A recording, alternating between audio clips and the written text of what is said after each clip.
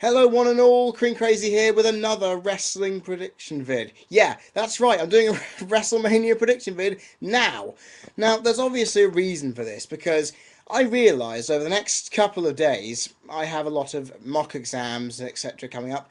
Plus, I'm doing a WrestleMania X7 vid on the Friday, watching Mania and reviewing it on the Monday. So, I thought, throughout my weekend, why don't I do the vid now?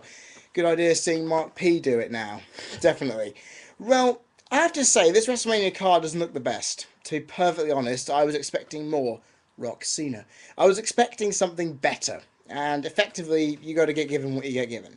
I'm going to start this with my notes here on the match, starting with the match of the least significance, working all the way up, if that's okay with everyone else in it. Anyway, first up, we've got the core, which is Wade Barrett, Justin Gabriel, Heath Slater, and Ezekiel Jackson, taking on the Big Show, Kane, Vladimir Kozlov, and Santino Marella. Now, I knew the core would get involved at WrestleMania at some point, in some way, but I just did not expect the opponents they were given. I mean, come on. No Kofi Kingston after he just lost the Intercontinental title. Come on. Come on, I know Slater and Gabriel beat Kozlov and Morella weeks ago to win the tag team titles from them. But come on, this was weeks ago.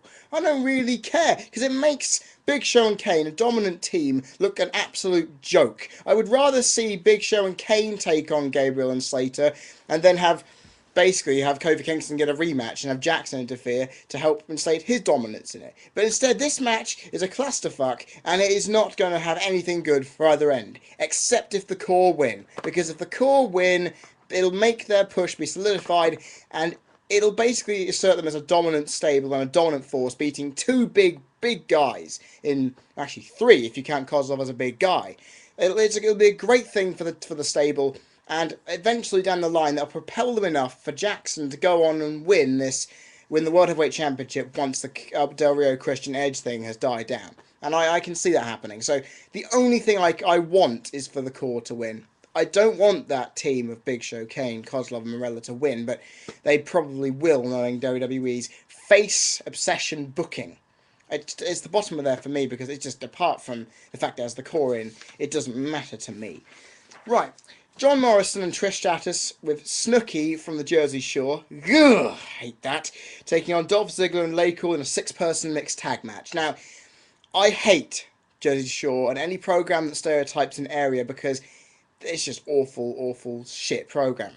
But I think Ziggler and Morrison would have been better off in a match on their own, which would have sold really well. Not to mention having them have a WWE title, maybe a number one contendership match at Extreme Rules, and a giant, huge, hardcore spot fest between the two, including a submission area. That would have been fantastic. But I don't understand why.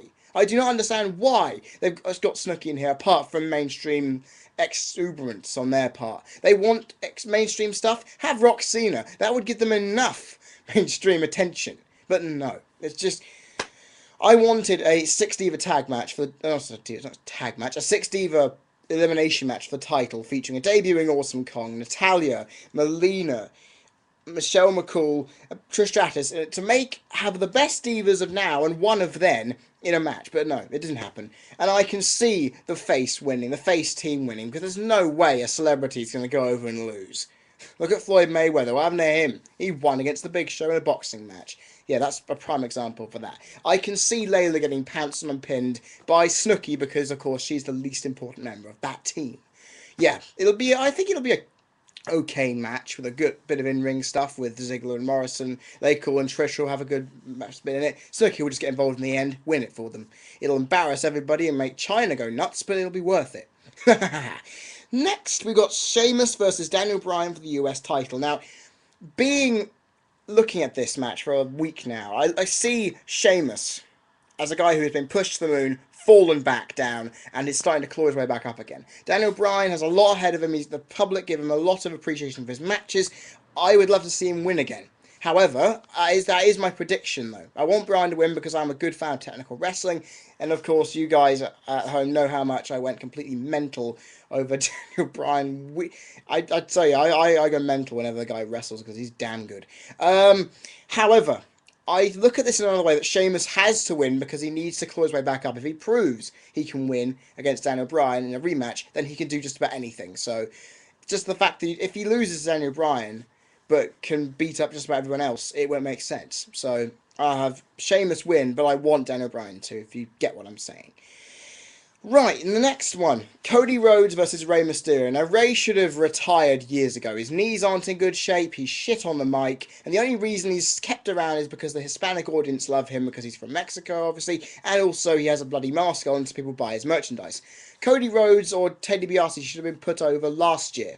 And to be perfectly honest, I look at this as a way for Cody Rhodes to elevate himself by beating Rey, clean, may I add, and then having Mysterio go into a cross-brand SmackDown vs. Raw feud with Sin Cara, or Mystico, or whatever you want to say, because that would make money in Mexico. That would make money in the Hispanic division, thinking their most popular worldwide star versus the most popular guy Mexico's had for the past 4.5 years. That would be worth spending money on in Mexico. It'll have to be Cody. I don't want Rey to win because he's a face, but it obviously looks like it might happen. But I still think Cody Rhodes has what it takes to win, with revenge on his mind, ready to go into a match and win it. So he will, in my opinion. Next up, though, one of the ones that have got my interest. My interest has been high about this one.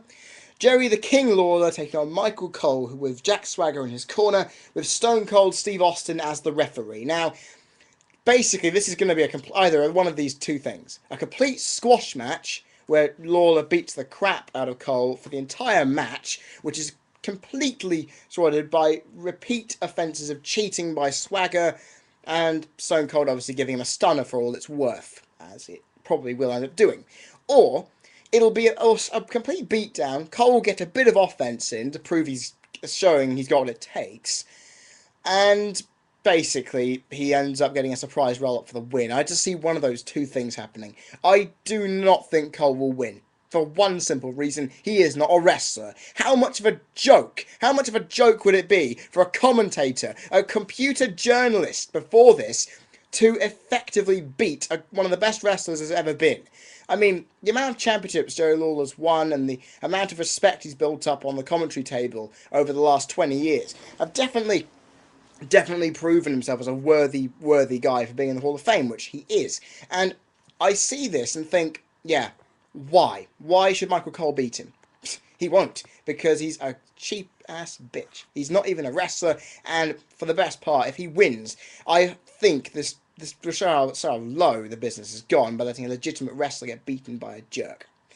Yeah, you call someone a faggot online, you're going to get beat. Because he would have been fired if it was someone else, but the amount of time WWE put into it, yeah, they aren't going to let him go. They let Finlay go for something even smaller than that, having Miz interrupt the national anthem at a house show. Yeah, what the hell are you thinking about that?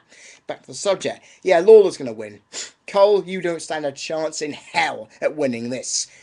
But I think if he does, I will see a "if Cole wins, we riot" sign put on camera, just like One Night Stand 06, unless someone is that stupid not to bring that kind of sign along with them.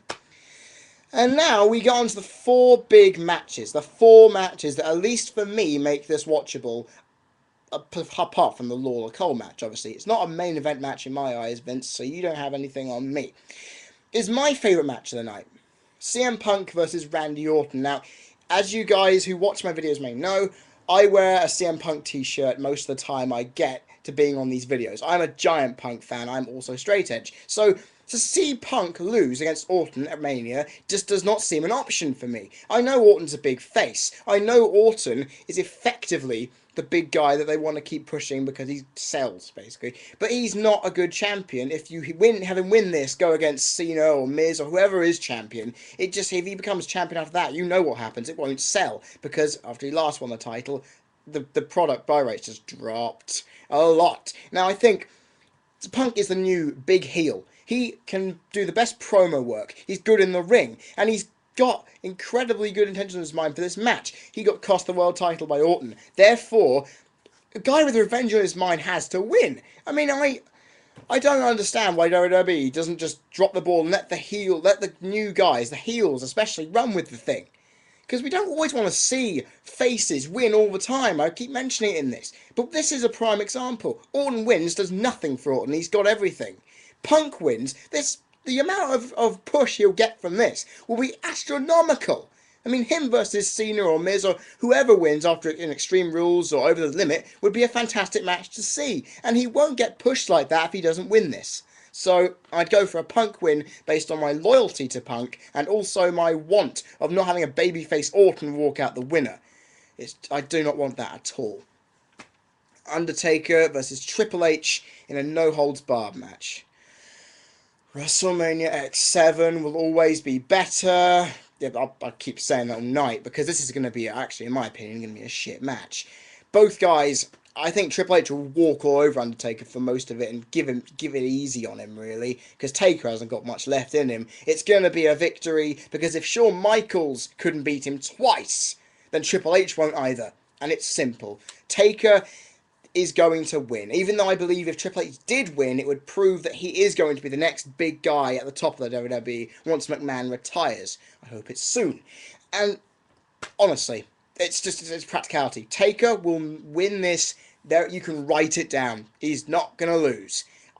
I've only mentioned it two or three times before to myself and to other people that it could have happened. Orton, and both the times Michaels was against him. Easy. Now that's the two main title matches. Del Rio versus Edge for the World Heavyweight Championship. Now, I love Del Rio. His mic work is fantastic. His in-ring ability is nice and sleek. And I do think his Rumble win was awesome because I actually predicted it. And I think, given the fact that Edge will be retiring in the next year, put him in a feud with Christian, have Christian interfere, cost him the title match, and have Del Rio go forward as the new star for the future. Much like Brock Lesnar was, actually. And it just proves that in this way, if Edge wins, it'll prove that WWE does not allow its youth talent, which it's trying to push with the title, but just because Sheamus and Swagger fucked up their roles with the title, and they're not willing to give it to anyone else new because of that fear that they could fuck it up themselves. Del Rio probably won't. He loves the role he's in, and this will be a fantastic match. I think this will be nicely done. Brodus Clay shouldn't even be there. It should just be Christian on his own. That heel swerve will come. Bang, we'll have a new world champion. Edge is not going to win this because, unless, my prediction is obviously going to be wrong if that is the case. If that is the case, this whole match prediction I'm about to give is going to be completely wrong.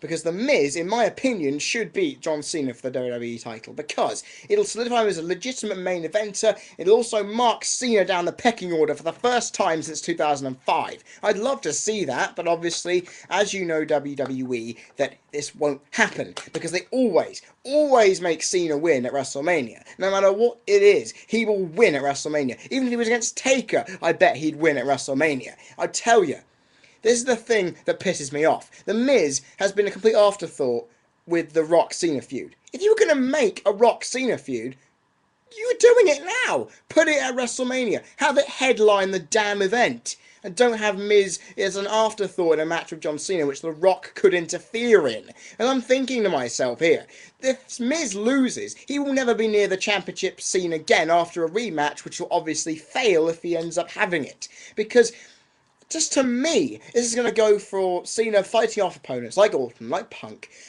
etc., until he gets to SummerSlam when a match versus Rock could happen. That is the most likely thing that will happen out of this. And I do not want Cena to win because I go completely insane knowing that Cena can win a match. I can predict from an opponent kicking out to Cena getting the 3 count how a match will end with Cena in it. Unless The Rock interferes, which will make it even better. He can either give Cena the rock bottom and Miz win, which will make me a really happy man, or you can have him turning around and giving Miz the rock bottom and having Cena win, but then turning on him afterwards, which still will make me very, very upset. So I want the Miz to win, I want Cena to lose, but obviously Cena could win.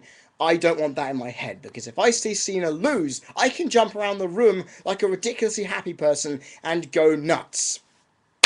There are my predictions, everybody. I hope if you are watching WrestleMania, you are going to enjoy it, because I'm looking forward to it, but not as much as in previous years, to say. Now, I will do WrestleMania recap video, WrestleMania review, on the day, on Monday, when I get back from college, and after I've watched it, of course. I will then, before this, do a Friday night WrestleMania XXVII recap. So, yeah, I hope to see you guys for that, and enjoy the rest of your week. Have a good weekend. Have a good week. See you guys next time. Yep.